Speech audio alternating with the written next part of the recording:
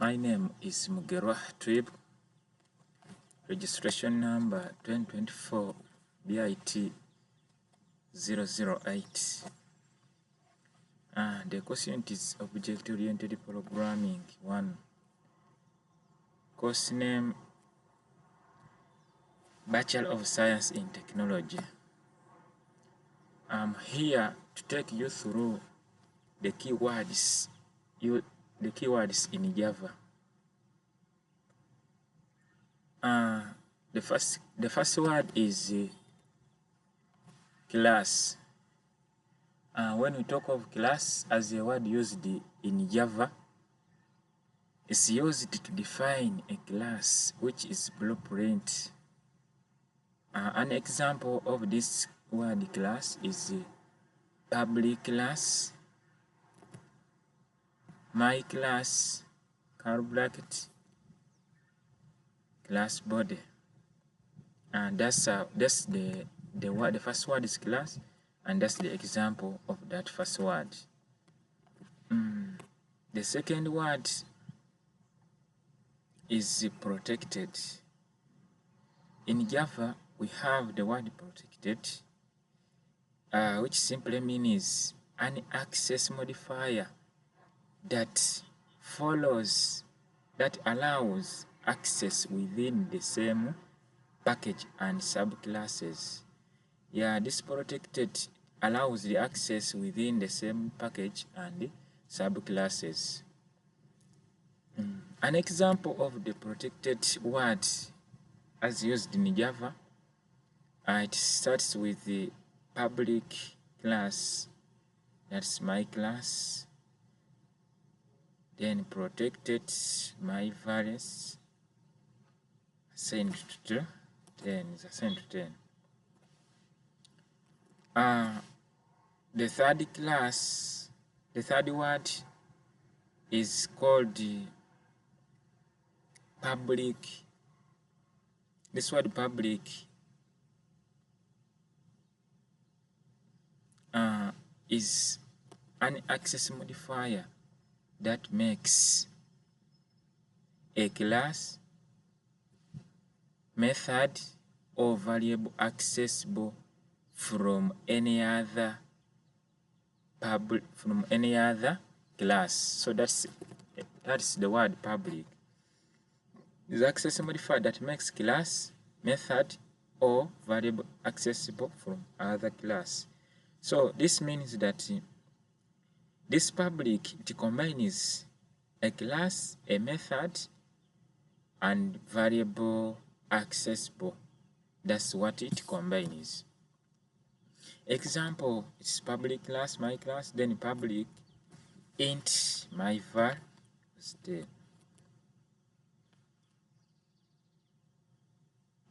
Then the fourth word can talk of static. This word static indicates that a variable or method belongs to the class rather than an instance of the class. So that's what we mean by the static. It indicates that a variable or method belongs to the class rather than an instance of the class. So that's what we mean by static. That's how you can explain, you can define it. The example of static is the static int my var, static void my method, then system output println, and bracket static method. So that's what we mean by static. Then we go straight to the fifth word. The fifth word is void. This word void is very common in Java and in programming. So when we want to program and we have this word void, this is the way that we can use this word void when we are programming, when we are in Java. So this is how we use this keyword in Java. This void specifies that a method does not run a value. So that's when we use this word.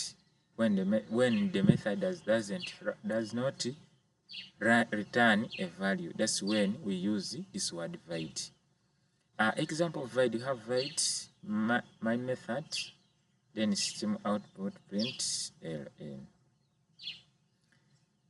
Number 6, we have the word int. Int, yeah, it's also common in Java, and int is a primitive data type for storing integer values. This int is a data type which is used or which helps us in storing integer values. We can talk of integer values, what we mean by those integer values. We have an example of the integer value that is stored by int. We have int myvar. We have 42, as you were saying, but it can be 31, it can be 35, 34. Still, it can be any number which is not in a point form. Then we have number 7 is if. Yeah, this word if is a condition word. That's what I can tell you at first. Is a condition word which is used for condition execution.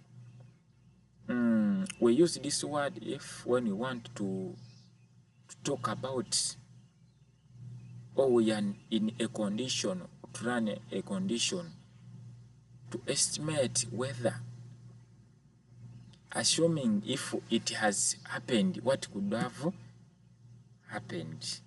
So that's when we can use if. That's how we use if in Java. Examples of if, for example, we have int x. Int is assigned to 10. It's equal to 10. Then if x is greater than 5, that's the condition I've been talking about. That it is a condition. When we are talking about something, we are imagining, we are assuming.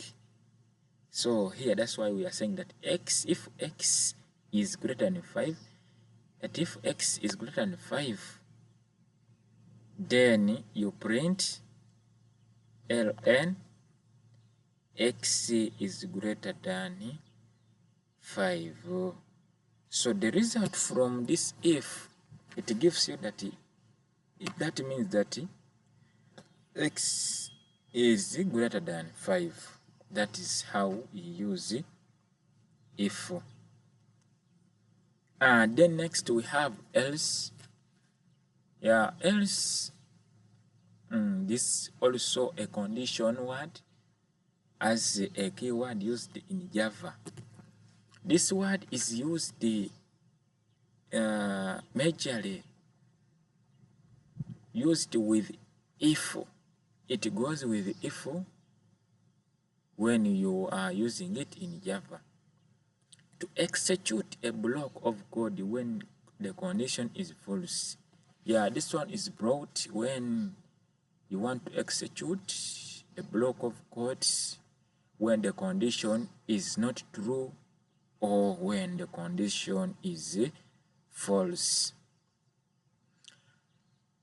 So the example that we have under else,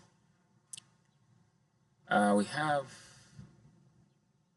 int x is equal to 3 if x is greater than 5. Then there you can print x is greater than 5. That is the if part, because I told you that if that else goes with if. and the first part is if,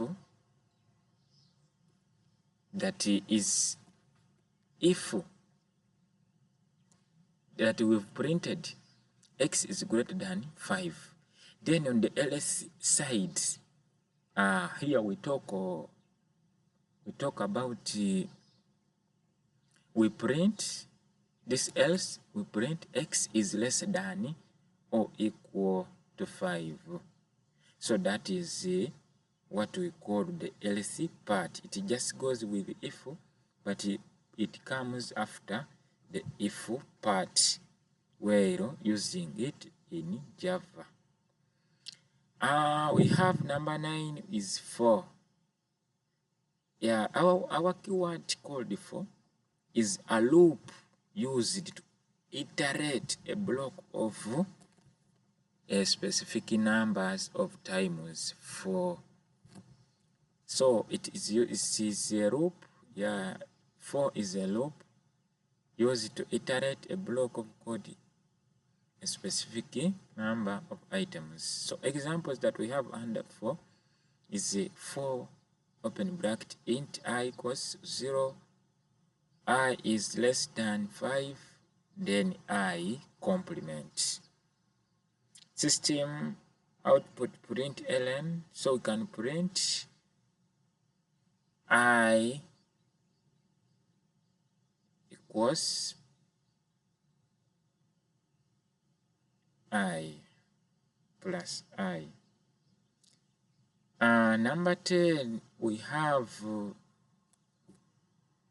the word while.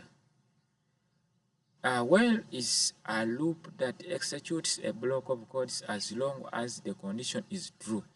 Yeah, when we are using while, you use while talk about or to explain a block of codes when the condition is true. For example, you are assuming that this condition is true or may happen.